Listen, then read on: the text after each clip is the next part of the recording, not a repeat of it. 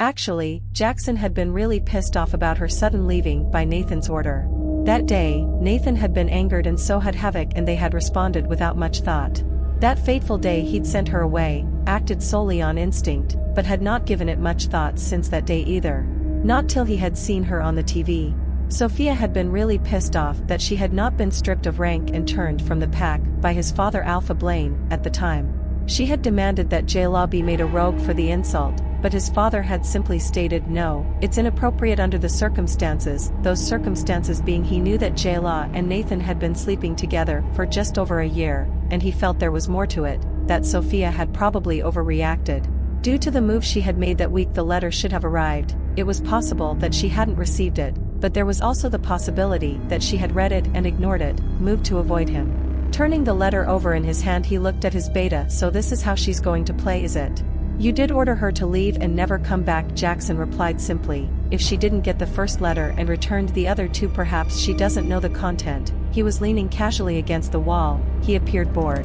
Nathan returned his attention to the envelope and stared at it for a long time, trying to decide a course of action. He nodded to himself after several minutes of contemplation. All right, let's make it really official. Something she can't just ignore without the threat of retrieval. His eyes moved to his beta. Jackson sighed heavily and turned those gray eyes on him, a frown on his face. You sure, boss? You want to do that? Yes, Nathan replied firmly. Send it to her and make it to be signed for, so we know she got it.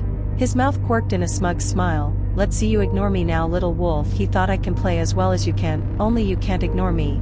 I am your alpha and you will do as I command. J-Law POV. Eric Stanton, the CEO of Stanton & Co. firm, stood in front of her desk, tapping a black envelope in one hand while he waited patiently for her to end the call she was on. He would not rush her, it was one of her clients. The minute she hung up the phone, he stated, how is it you know the Browning Corporation?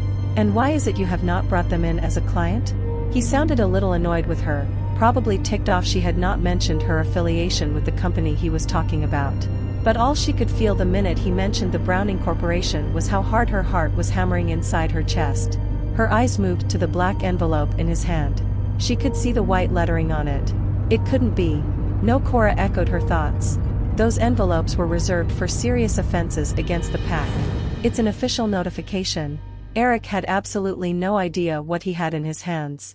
All he knew was that on the back was the official Human World Pack Company seal.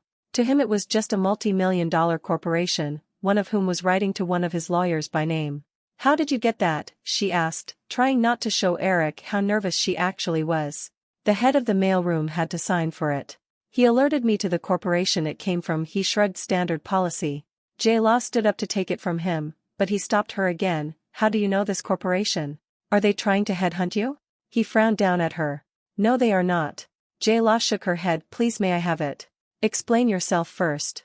Eric stated in a flat, no-nonsense tone. Fine, I grew up within the Browning Corporation. My family still works for them.